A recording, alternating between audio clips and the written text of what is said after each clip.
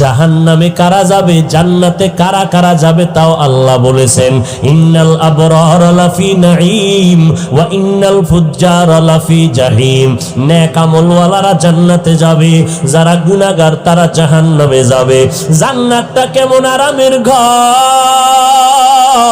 আমার আল্লাহ তাও সুন্দর করে বলেছেন।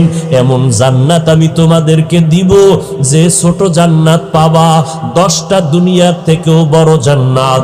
এমন জান্নাত যেই জান্নাতের তলদেশে মধুর নহর, দুধের নহর, পানির নহর জারি হবে। এমন সুন্দর জান্নাত যেখানে কোনো ক্ষুধা আসবে না, যেখানে অশান্তি হবে না, আরাম আর আরাম আর শান্তি আর শান্তি। যারা নেক আমল করিয়া যাবা তাদের জন্য জান্নাত, আর যারা গুনাহগার হইয়া কবরে যাবে তাদের জন্য আল্লাহ জাহান্নাম বানায় রাখছে।